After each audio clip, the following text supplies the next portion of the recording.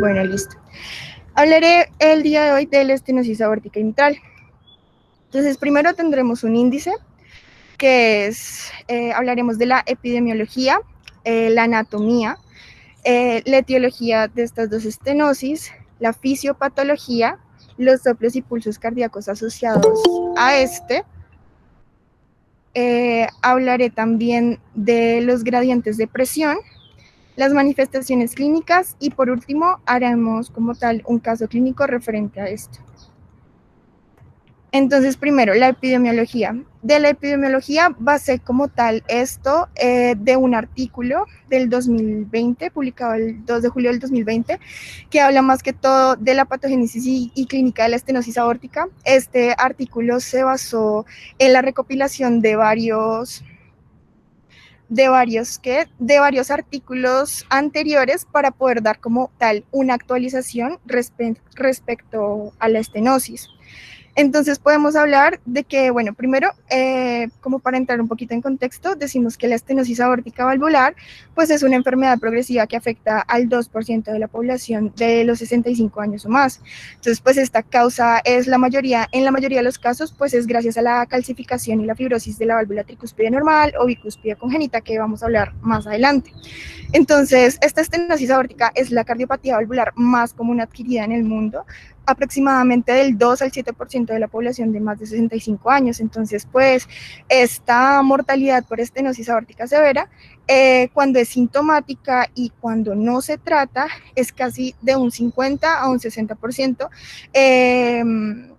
más o menos. También hablamos de que la prevalencia de la estenosis aórtica valvular, pues en la población de los 65 años es del 2%, donde entre el 25 y el 30% tiene esclerosis aórtica, que también tocaremos un poquito de ese tema más adelante.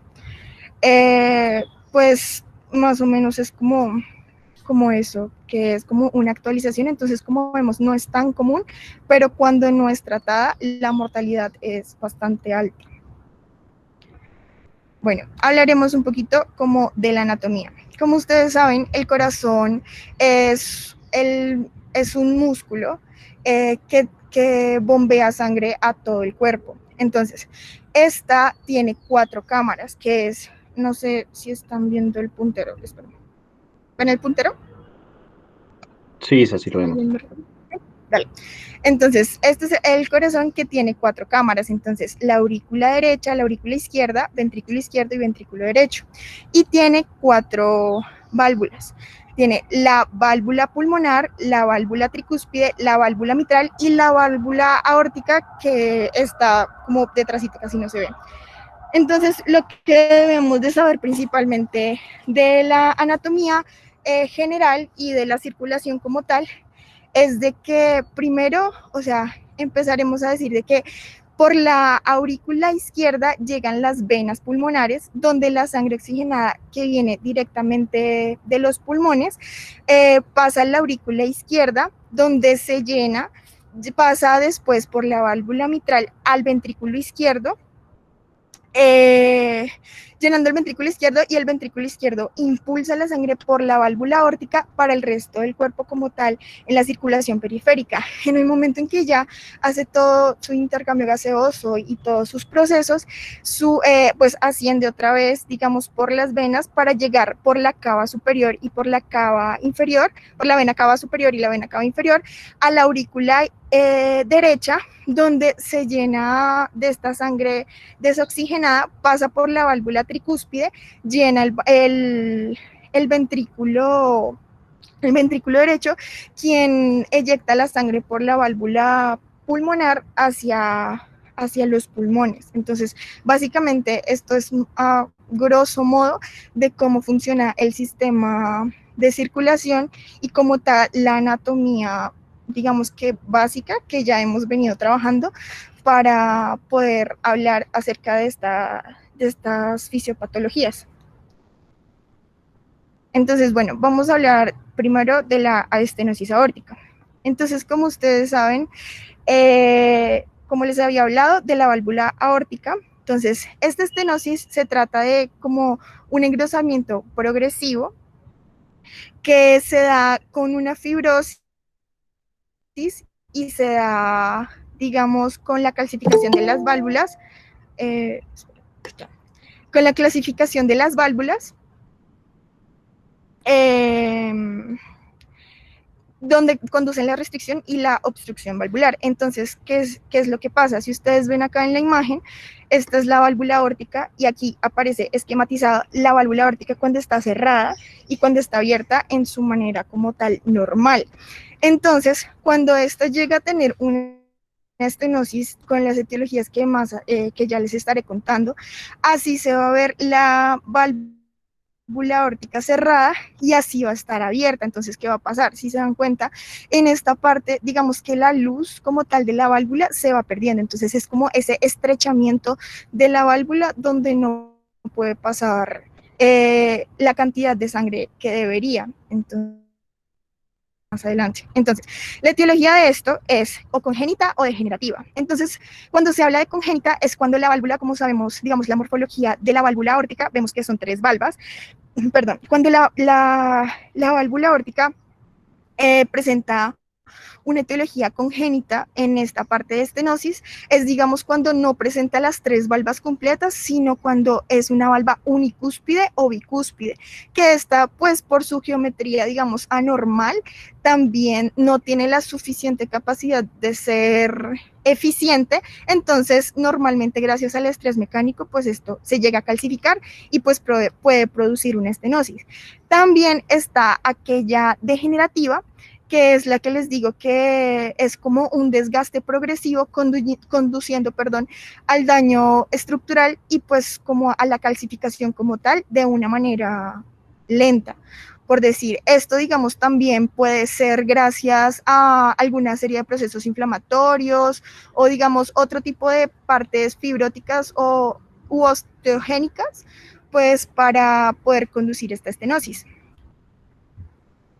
Esta estenosis, digamos, en su fisiopatología, esto es un esquema. O sea, lo primero que debemos de saber es de que la superficie de la válvula aórtica normal es de 3,5 a 4 centímetros cuadrados, más o menos.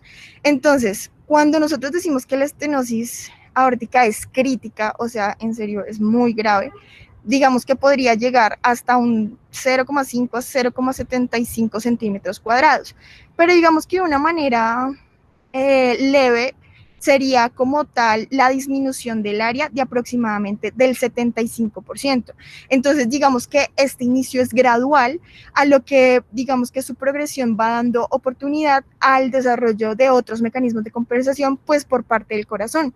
Entonces, ¿esto qué va a llevar? Como vemos ahí, o sea, les voy contando, digamos, cuando hay una obstrucción progresiva del ventrículo izquierdo, entonces digamos que va a haber un estrés parietal. ¿Qué pasa? Entonces, como ustedes saben, como les estaba diciendo, la sangre pasa del aurículo izquierdo al ventrículo izquierdo.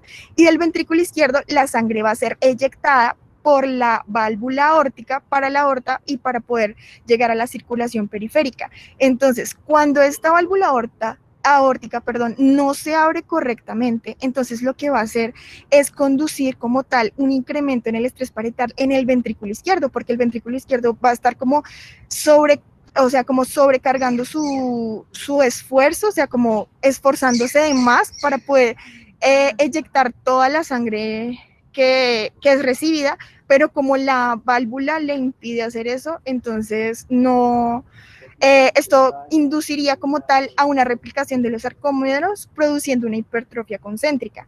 La hipertrofia concéntrica consiste como tal en el engrosamiento de la pared, digamos, miocárdica, en este caso pues sería la ventricular, y lo que pasa es de que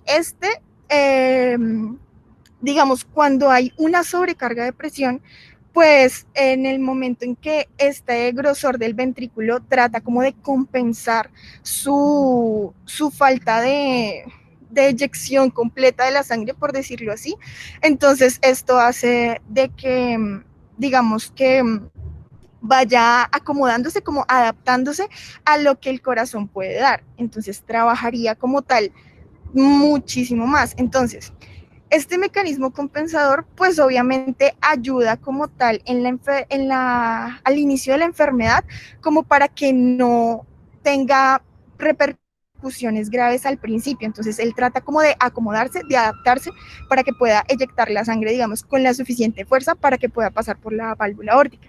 Entonces, digamos, cuando ya el grado de esta hipertrofia ventricular no es adecuado, o sea, cuando ya su compensación no es suficiente para poder contrarrestar ese estrés, entonces pues es cuando se incrementa, digamos, la poscarga, y esto genera como tal un deterioro en el ventrículo. O sea, es cuando ya, digamos, hay un deterioro contráctil, porque ya la hipertrofia es tan grande que ni siquiera alcanza a hacer su contracción pues correctamente. Entonces, esto lo que hace, o sea, esta hipertrofia haría como tal una disminución en la distensibilidad ventricular, que era lo que les estaba contando, que es prácticamente acerca de, ay, perdón, me perdí, ya, digamos, esta es prácticamente cuando ya viene ese deterioro de la fracción de eyección, o sea, cuando ya la sangre en serio no es eyectada de la manera correcta porque el ventrículo no tiene la fuerza suficiente para poder hacerlo. Entonces, digamos, cuando esto pasa, los cambios de las presiones tanto en la aurícula como en el ventrículo son, o sea, son, digamos, muy grandes, y es cuando ya hay otro tipo de complicaciones que haremos hablando más adelante. Bueno, los tipos de estenosis aórtica son la estenosis valvular, la estenosis supravalvular y la estenosis subvalvular, perdón. La estenosis supravalvular sería como tal en esta parte de arriba de la válvula, donde podemos encontrar el estrechamiento, que es, digamos, no sería como tal en la válvula. Acá en la estenosis valvular, que podemos ver como en la B, es cuando, digamos, la mayoría de los casos podría ser por un defecto congénito, que es lo que les estaba contando, que es, digamos, por alguna válvula unicúspide o bicúspide, o sencillamente también por la calcificación de las valvas. Y aquí en la estenosis subvalvular es, digamos, no principalmente en la válvula, sino, digamos, en la parte de abajo, como su nombre lo dice, en la parte del ventrículo izquierdo, que es, digamos, la estenosis que se da pues, seguidito de la válvula.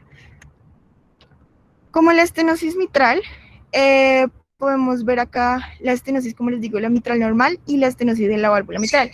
Es exactamente lo mismo, pero en la estenosis, en la válvula mitral, perdón, entonces es lo mismo. Es el estrechamiento como tal de la válvula mitral, obstruyendo el flujo de sangre como de la aurícula izquierda al ventrículo izquierdo. Entonces, digamos, ahorita estamos hablando del ventrículo hacia, digamos, la periferia, que sería el paso del ventrículo izquierdo hacia la periferia por la válvula aórtica, y aquí ahorita estamos hablando de la aurícula izquierda al ventrículo izquierdo. Entonces, ¿qué pasa? Esto también se puede dar la etiología sería por fiebre reumática, calcificación y algunas que son poco frecuentes. Entonces, bueno, la fiebre reumática, digamos que esta es como una de las causas fundamentales de la estenosis mitral, por lo que esta pues consiste en la secuela de esa inflamación por la fiebre, y esta se daría, digamos, la consecuencia de la amigdalitis por estreptococos.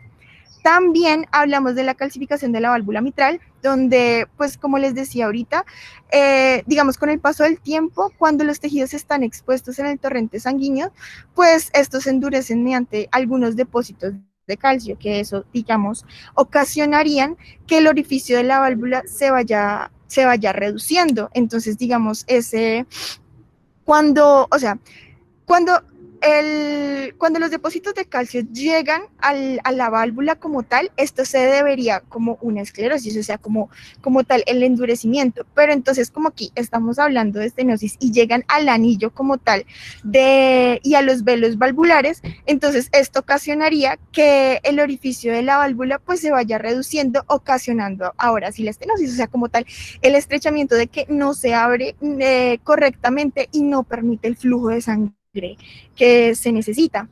También en las causas poco frecuentes, pues estas destacarían las enfermedades congénitas, También podría ser por procesos autoinmunes como el lupus, digamos por procesos de inflamación, como veíamos de lo de la fiebre reumática, y donde esto, o sea, como ustedes saben, digamos, los procesos autoinmunes lo que hacen es atacar su propio sistema defensivo, o sea, atacaría como tal el tejido valvular, provocando lesiones, pues de que luego de un tiempo se podrían calcificar y estenosar en la válvula. Entonces, como la fisiopatología de esta estenosis, lo que va a pasar es, bueno, el área del orificio valvular mitral es como tal entre 4 y 6 centímetros cuadrados. Entonces, cuando se dice ahorita, como vamos a ver más adelante, digamos, cuando se tienen valores inferiores a 2 centímetros cuadrados, es cuando ya se puede aparecer una consecuencia fisiopatológica, que eso tiene como tal una clasificación.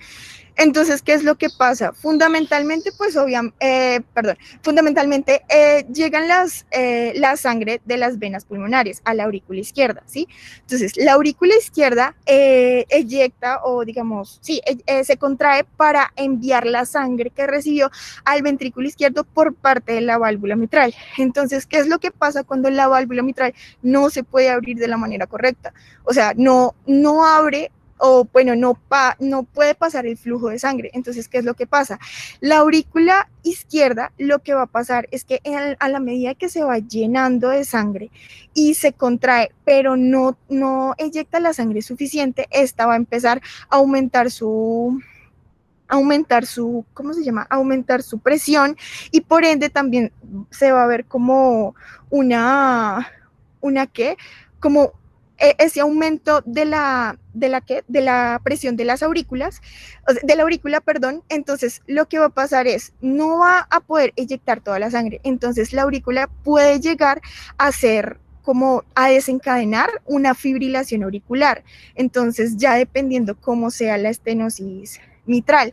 Entonces, cuando hay una fibrilación auricular, digamos que esto en el momento en que empieza a ocurrir, esto lo que hace es, empieza, digamos, por decirlo así, a temblar la aurícula de una manera en que el flujo va a ser muy lento y este va a causar la formación de algunos trombos que van a estar intracavitarios, donde normalmente va a estar en la aurícula izquierda, pero entonces en algún momento va a poder pasar al ventrículo izquierdo y asimismo al torrente periférico, donde puede llegar a ser causante de un evento cerebrovascular o digamos un isquémico periférico. Entonces, esto lo que pasa es que también podría ocasionar pues digamos una congestión en los trastornos en el intersticio pulmonar, porque como les digo, la aurícula tiene tanta sangre que podría hasta llegar a devolverse, o sea, tener como una parte retrógrada a las venas y los capilares pulmonares. Entonces, digamos que esto es muy importante tenerlo en cuenta, por lo que, pues, digamos, como su proceso sí, o sea, del paso de la enfermedad, pues podría llevar a otros daños más graves. Aquí, como los tipos, esta se clasifica es mediante la gravedad. Aquí hay como una tablita más o menos del gradiente valvular medio, de la presión sistólica en la arteria pulmonar y del área valvular mitral. Entonces aquí como ejemplo, como lo que les estaba diciendo, entonces normalmente son de 4 a 6 centímetros cuadrados y aquí vemos que es leve cuando es mayor de 1,5 centímetros cuadrados, moderada de 1 a 1,5 y pues ya grave es cuando menos de 1 centímetro cuadrado, que es ya otro caso diferente, que es más o menos la clasificación. Bueno, las ondas de pulso. Las ondas de pulso como tal es la expansión, o sea, de manera teórica, es como el resultado de la contracción del ventrículo izquierdo y cuando se expulsa la sangre, digamos, un volumen de sangre hacia la aorta central. Entonces, esto lo que hace es un tipo de onda hacia la arteria periférica. Entonces, esto tiene como características una frecuencia, que es como tal el número de ondas percibidas en un minuto. También está el ritmo, que es, digamos, un periodo más armónico para los latidos cardíacos regulares. Entonces, si es de manera armónica o de manera rítmica, que eso es muy importante. Y también está la amplitud o digamos el volumen, que es como la calidad de fuerza de la sangre en cada latido. Entonces, digamos, cuando dice uno que es una amplitud normal, es cuando es fácilmente palpable, o sea, que no es como intermitente o digamos que los pulsos no son simétricos, sino que en serio son pleno, fuerte y rápido, o sea, las elevaciones son súper, o sea, son súper palpables.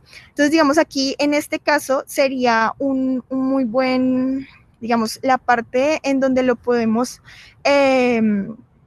las podemos tomar es en el pulso radial, que es, digamos, en la parte debajo del pulgar, en la arteria radial. Entonces vemos acá en las ondas de pulso, está este que es el pequeño parvus tardus. Hay muchos tipos de ondas de pulso, pero digamos que estas estenosis generalmente comparten este pulso de parvus tardus. Hay muchos más, pero pues nos centraremos como tal en este. Entonces, este pequeño parvus tardus tiene una amplitud y una intensidad disminuida, una frecuencia normal, es rítmico y su velocidad de ascenso es baja. Entonces, ¿esto qué nos quiere decir? Como les estaba diciendo, la amplitud y la intensidad disminuida es porque tanto en la válvula mitral como en la válvula aórtica tienen, digamos, la parte del corazón izquierdo.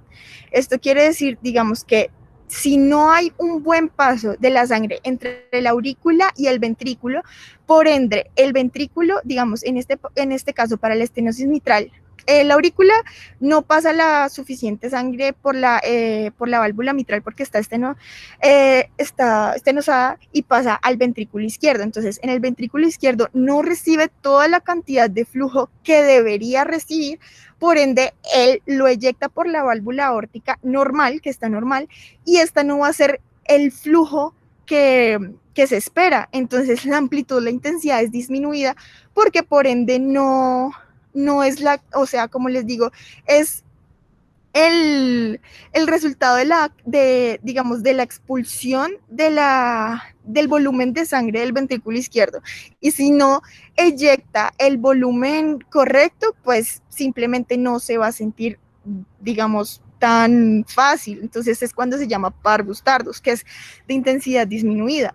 La frecuencia es normal, ¿por qué? Porque el corazón sigue latiendo común y corriente. Cuando yo les estaba diciendo, ahora sí pasamos, digamos, a la estenosis aórtica, que cuando yo les estaba diciendo que había una hipertrofia concéntrica, o sea, que el ventrículo izquierdo trataba de compensar ese fallo o esa deficiencia en su eyección de sangre.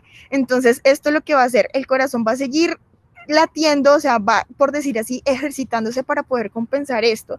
Entonces va a ser rítmico y va a tener una frecuencia normal, pero entonces lo mismo, no va a poder eyectar la misma cantidad de sangre que debería hacer, y por eso, digamos, esta onda de pulso se podría decir que es una parvus tardus.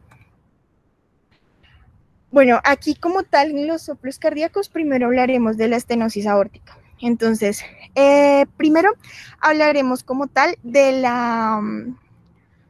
la estructura del soplo. Entonces, hablamos de la sístole. La sístole, ustedes saben, cuando, digamos, la parte eyectiva del corazón, cuando el corazón eyecta la sangre hacia del ventrículo izquierdo.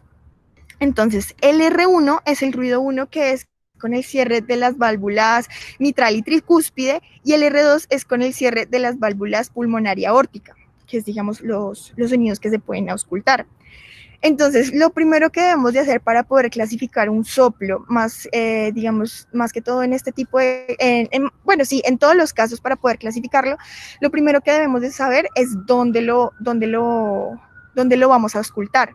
Entonces, digamos, esta parte del soplo cardíaco de la estenosis aórtica se debe auscultar en el foco aórtico. El foco aórtico, como sabemos, pues está en el segundo espacio intercostal con línea paraesternal derecha. Entonces, ahí es donde debemos auscultarlo. Segundo, ¿dónde queda? Entonces, como saben, esta, como les decía, es la sístole. Entonces, la sístole tiene dos partes o dos fases, que es la contracción isovolumétrica y la fase de eyección. Entonces, en la contracción isovolumétrica, ¿qué es lo que pasa? El ventrículo izquierdo va a empezar como tal a contraerse, o sea, como a coger fuerza para poder eyectar toda la sangre que tiene. Esta contracción isovolumétrica, digamos que primero es acerca de la diferencia de presiones. Entonces, ustedes saben de que cuando en este caso el corazón se llena de sangre, la presión aumenta, es cuando las partículas van chocando, digamos, contra la pared, o sea, contra la pared del ventrículo. Entonces, a medida de que va aumentando su volumen sanguíneo de flujo, va aumentando su presión. Entonces, es cuando ya cambia, o sea, cuando ya llega al máximo de presión, empieza a contraerse, que es esta contracción isovolumétrica. Aquí todavía no se ha abierto como tal la válvula aórtica, es en esta parte que se abre la válvula aórtica, y es cuando empieza la fase de eyección, que es cuando se contrae con mucha fuerza para poder eyectar toda la sangre que tiene y poder compensar otra vez su cambio de presión. Entonces, ¿qué es lo que pasa? En una estenosis aórtica, cuando el corazón, perdón, cuando el ventrículo izquierdo no tiene la suficiente fuerza o digamos no puede eyectarlo, esta contracción isovolumétrica sabe como, hey, o sea, no tengo la suficiente fuerza para poder eyectar toda la sangre, entonces va a empezar a coger periodos de eyección, que es cuando se da la hipertrofia concéntrica, lo que les estaba diciendo, y entonces es cuando estoy tratando de hacer, o sea, el ventrículo izquierdo está tratando de compensar toda su presión para poder eyectar la sangre de la manera correcta. Entonces, ¿qué va a pasar? Esta contracción isovolumétrica se va a empezar a pasar, digamos, a la fase de eyección, y es aquí cuando empieza a aparecer el soplo. Entonces, podemos decir de que la sístole, digamos, en esta parte del soplo, se divide en proto, meso y tele. Entonces, proto sería como el primer tercio, meso el segundo tercio y tele el tercer tercio. Entonces, en esta parte, cuando ya, digamos, hay esa contracción para poder abrir la válvula aórtica, hay digamos, una eyección fuerte, por decirlo así, que sería esta parte, y luego va bajando, o sea, va disminuyendo como su presión. Entonces, el segundo punto que debemos de saber es que es un soplo mesosistólico. ¿Por qué? Porque primero pasa en la sístole, que es en esta fase lo que les digo, y segundo pasa en la parte meso, que es en el segundo tercio de la parte de la sístole. Y lo tercero, debemos de saber cómo, digamos, la morfología como tal del soplo, que serían crescendo, decreciendo, que es, digamos, en forma diamante, también se le puede llamar. También, luego de esto, debemos de saber de que esto tiene una intensidad variable, que es esto de la... ¿Quién tiene el micrófono prendido? Ah, no, nadie, creo. No sé qué le empezó. ¿Me escuchan bien? Sí, ya está perfecto. Sigue. Es que empezó a sonar raro. Bueno, entonces, bueno, la intensidad es variable. ¿Por qué? Porque, digamos, la intensidad se clasifica del 1 al 6, digamos, de grado 1 a grado 6. Entonces, el grado 1 se dice que digamos que esta intensidad es válida para todos los soplos, pero pues es diferente en cada uno, o sea, diferente el grado de intensidad. Entonces, el grado 1, digamos que es un soplo, se podría decir que dudoso, o sea, no se ausculta, o sea, no todo el mundo puede auscultarlo porque es muy, muy leve, entonces se podría llamar como un soplo dudoso.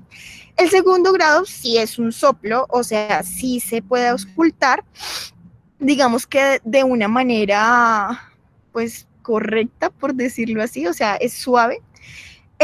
Digamos, el grado 3 es fuerte, o sea, no hay duda de que sí existe un soplo. El 4, o sea, tanto el 4 como el 5 como el 6, digamos que este tiene frémito. De frémito me refiero a que es la expresión palpable del soplo. O sea, si yo en este caso palpo la zona del foco aórtico, que como les decía que va en el segundo espacio intercostal, línea parasternal derecha, si yo palpo, se va a sentir el soplo en mis dedos. O sea, es como esa expresión palpable, a eso es lo que se le llama frémito. O sea, se siente la vibración, por decirlo así. El grado 5 es potente, o sea, obviamente como les decía, va a haber un frémito, pero entonces se va a escuchar también muchísimo.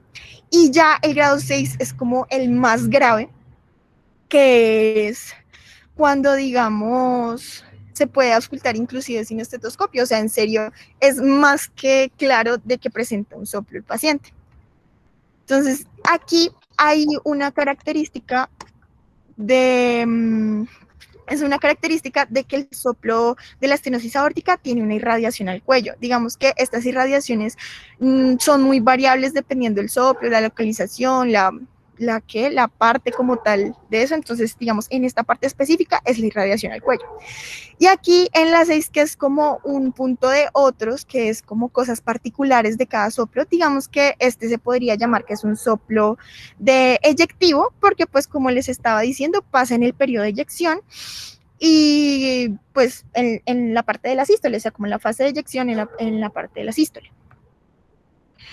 Bueno, el Ey, otro sí, soplo... te interrumpo un segundito. Digamos, el grado 6 no es que no se escuche con el fonendo, sino que, digamos, no necesita hacer presión, solamente con ponerlo levemente, digamos que lo vas a escuchar, ¿listo? No, no, no, Pero, no dije que sin el fonendo, sino que el premito era muy fuerte. O sea, de que ujú, yo era bastante, no sé si me expresé mal entonces.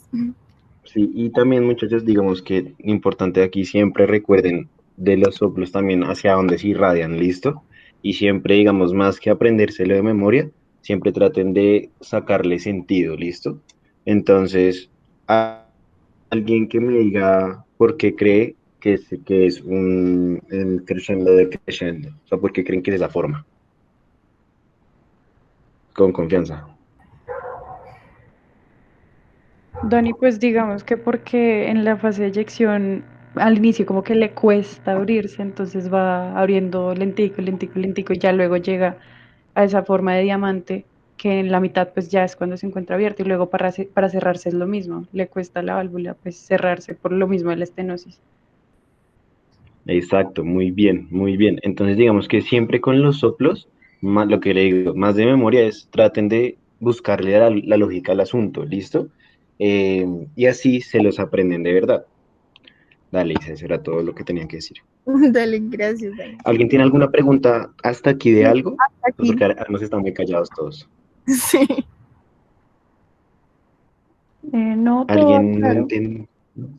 Listo. No sé. Si alguien no entiende el soplo o no entiende la fisiopatología o algo, por favor, levante la mano, ¿listo? Bueno, entonces sigo. Bueno, como tal, el soplo cardíaco de la estenosis mitral, bueno, este tiene otra vez, les decía, no sé quién. Ah, ya. Gracias, Juan. Esto, bueno, el soplo cardíaco de la estenosis mitral, entonces este sería en la parte de la diástole. Como tal, saben que la parte, digamos, la diástole es la fase de llenado, digamos, llenado auricular. Entonces, el R2, como les decía, es el cierre de las válvulas aórtica y pulmonar, y el R1 es el cierre de las válvulas mitral y tricuspidia. Entonces, primero, como decíamos, necesitamos saber dónde lo vamos a auscultar, entonces por ende lo vamos a auscultar en el foco mitral queda en el segundo espacio intercostal, línea paraesternal, pero en el lado izquierdo. Entonces, esto es como súper importante saber dónde auscultar correctamente. Lo mismo, esta parte de la diástole tiene 3 fases. La de, digamos, esta que es la RIB, que es digamos como tal algo que se me olvidó decirles. Estos soplos diastólicos son suaves, entonces digamos que se necesita como tal mucha precisión o sí, como mucha precisión en eso. Entonces, digamos,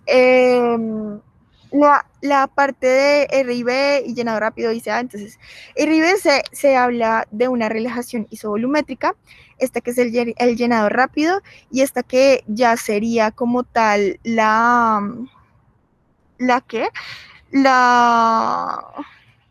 ay, Dios mío, se me olvidó.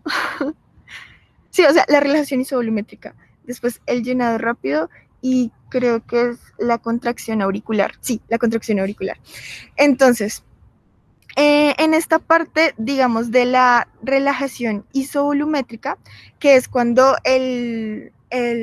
o sea, como que el corazón se prepara para llenarse de sangre, entonces, esto lo que hace es como relajarse, o sea, como tratar de llegar otra vez a su presión normal. En este momento todavía la válvula mitral no está abierta. Luego se va a llegar a la fase de llenado rápido, o sea, cuando la válvula mitral y tricuspidia se abren por dos fases, o sea, como tal, o hay mucha presión en la aurícula, digamos que la presión en la aurícula es porque, como les dije, hay un llenado de sangre, entonces en el momento en que se llena de sangre, pues obviamente va a aumentar la presión. Entonces también es porque el ventrículo genera como una especie como de succión, es cuando, digamos, como sabemos, todo pasa como de presión, o sea, de mayor concentración a menor concentración, por decirlo así, entonces de mayor presión a menor presión, entonces como en la aurícula hay mayor presión, entonces en el ventrículo trata como de succionar, por decirlo así, esa fase, en la fase de llenado rápido, para que entonces la sangre pueda entrar abruptamente al ventrículo. Entonces, cuando el ventrículo se empieza a llenar de sangre, o sea, cuando, digamos, la presión empieza a aumentar, entonces esta va a empezar, o sea, como que la presión de la aurícula ya va a empezar a disminuir, la presión del ventrículo va a empezar a aumentar, y lo que va a pasar es de que, digamos, va a haber como una misma presión. Entonces, en ese momento creo que no lo puse, pero pues sí hay como tal una diastasis, que es cuando el ventrículo se sigue llenando, pero con menos potencia, o sea, no es el llenado rápido, sino como tal la parte en donde que ya están tratando de como equilibrar las presiones. Entonces ya cuando la contracción o sea, cuando pasa la fase de la contracción de la aurícula, o sea, cuando ya la aurícula no tiene sangre, pues va a tratar como de achicarse, o sea, como de contraerse para que genere como una presión, y esta genere la diferencia de gradientes de presión, y ya con eso, digamos que podríamos decir que se cierra la válvula mitral, porque ya la aurícula como que expulsó toda la sangre, o sea, como que ya su presión cambió. Entonces, esto va a pasar en llenado rápido y en la contracción auricular. Entonces, como vemos, este soplo se va a decir que es un soplo mesotelediastólico. ¿Por qué? Porque pasa en la diástole, y es porque pasa en la parte digamos, de la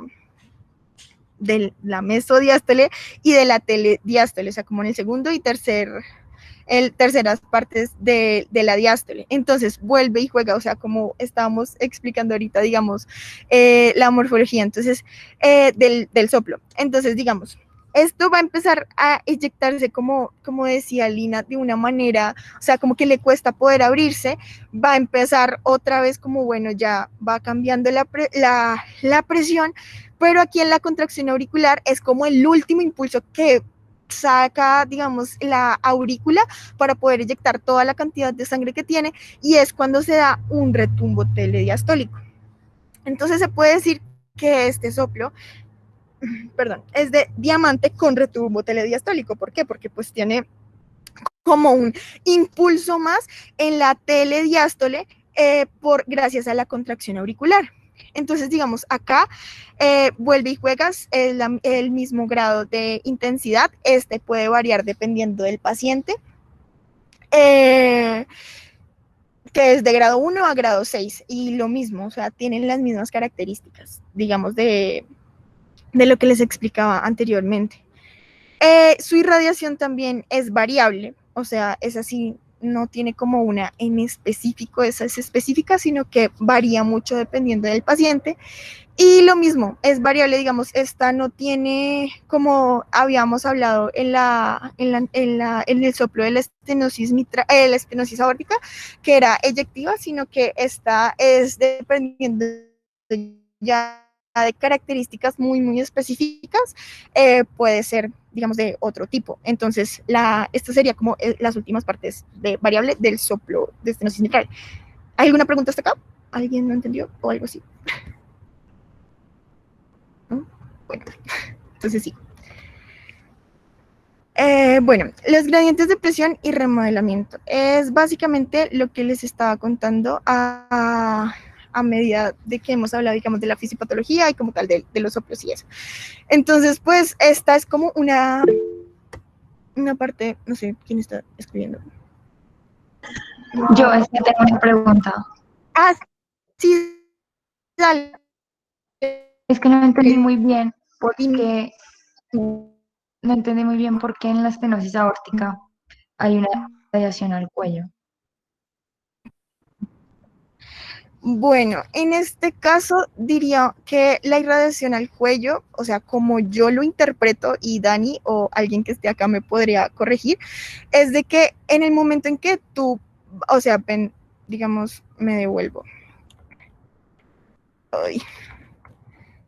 En el momento en que tú ves de que esto se da en la fase de eyección, o sea, como tú sabes, digamos, en el corazón, cuando sale la sangre del ventrículo izquierdo por la válvula aórtica, pues por ende va aorta ascendente, aorta descendente, con todas como sus ramitas, por decirlo así. Entonces, sí, sí es así. Sí, si quieres, ven, le explico más rápido porque se nos está acabando Eso, el vale. tiempo y quisiera que viéramos el caso. Entonces, es muy fácil, digamos que, María Fernanda, ¿hacia dónde se va, digamos, el chorro de sangre en la estenosis?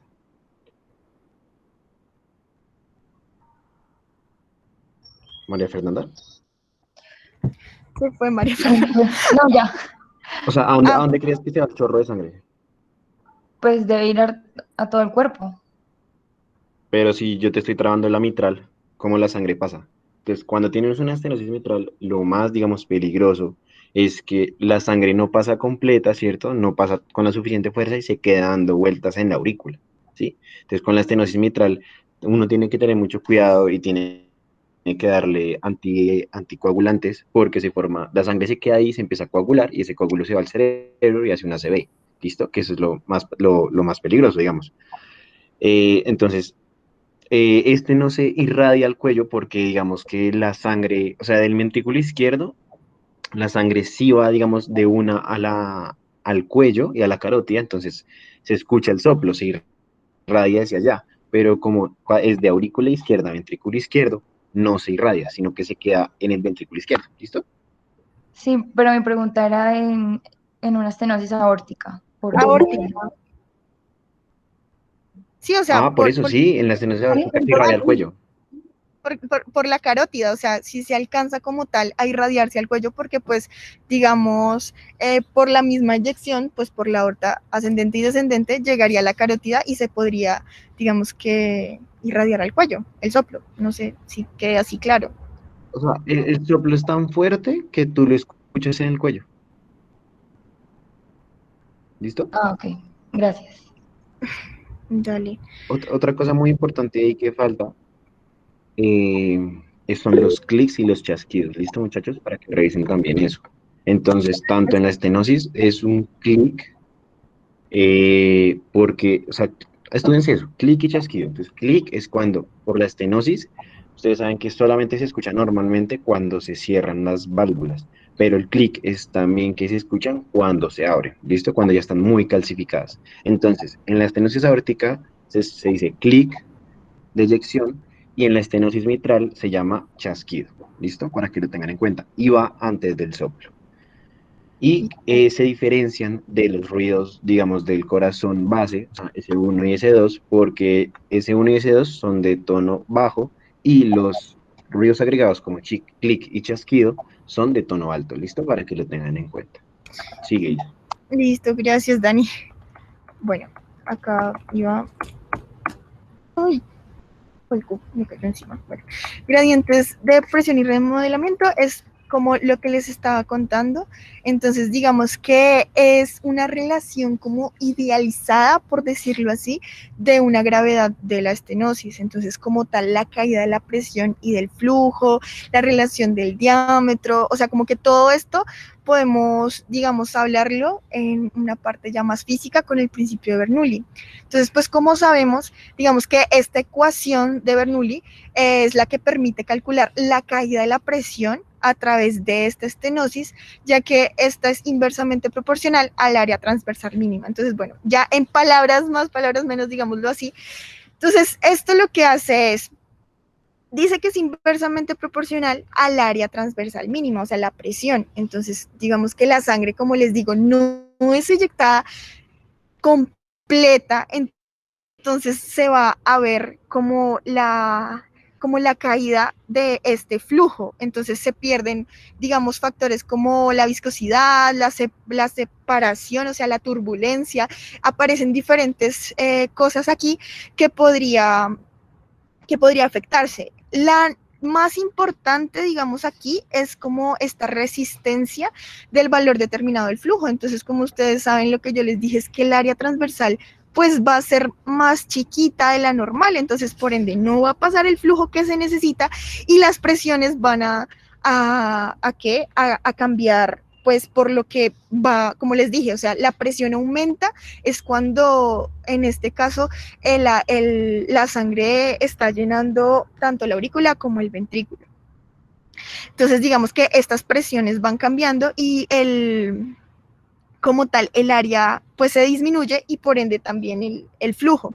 Entonces, digamos que esto también puede tener como unos pequeños cambios dinámicos. Entonces, digamos que podría ser por la formación de trombos o digamos alguna actividad vasomotora en las lesiones asimétricas. O sea, vienen diferentes cosas y no es diferente a lo que yo les he contado, digamos, de lo del área transversal que les conté en la fisiopatología, pero entonces esto lo que quiero o sea, lo que quiero expresar es de que sí hay cambios importantes en esta relación presión-flujo, por lo que no se da de la manera correcta la eyección de la sangre.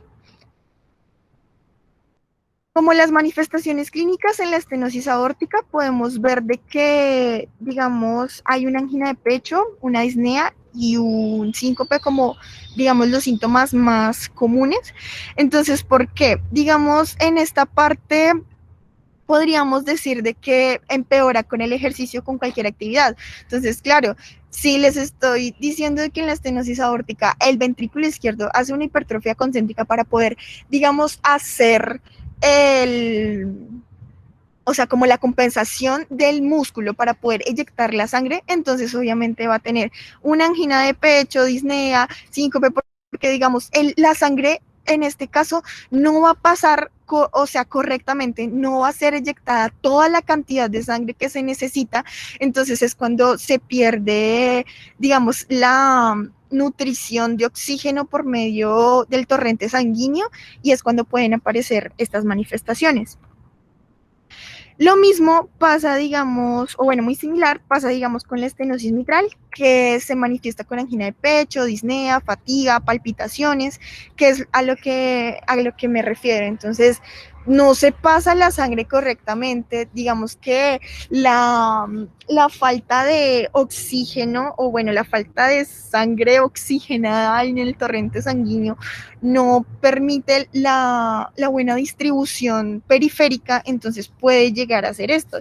Y obviamente, como les digo, en el momento en que se incrementa en la actividad física, entonces el corazón, obviamente, bueno, pues actividad física o alguna actividad que incremente el gasto cardíaco, o sea, el pulso cardíaco, entonces lo que pasa es de que el corazón va a empezar a latir más rápido y pues digamos que no va a poder inyectar toda la sangre, que no alcanza a inyectar la sangre y ya siente que está recibiendo otra porque la estenosis no permite que se expulse la sangre correctamente, entonces es cuando aparecen, digamos, estas manifestaciones clínicas.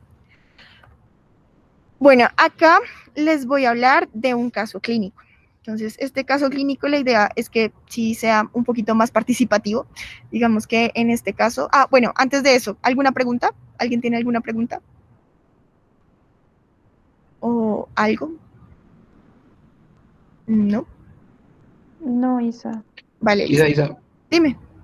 pero yo creo que si quieres, dejemos el caso para el lunes, que el lunes tenemos cardiopatías que ya no tenemos que charlar, tenemos el lunes. Insuficiencias. Dejémosla, ok, sí, no, dejémosla para el lunes, comencemos con el caso, Ok. porque ya son las 7 y hoy es viernes. Y a mí no me gustan los Tranquilo. viernes, o sea, digamos, como a gastarles más tiempo, ¿listo? Entonces, Tranquilo. muchachos, lo importante es que revisen, repasen muy bien lo de los soplos, que no se confundan con los soplos, ¿listo? Porque eso es lo que ustedes van a llegar a ver en el paciente, que estudien muy bien las manifestaciones clínicas y que no se lo aprendan de memoria, sino de sentido común, ¿listo? Entonces, nada, que tengan un súper viernes y saqueate 5 segundos y el lunes empezamos con Vale. caso clínico. Tranquilo. Muchas gracias. Gracias, muchachos. Descansen. Gracias, hasta luego.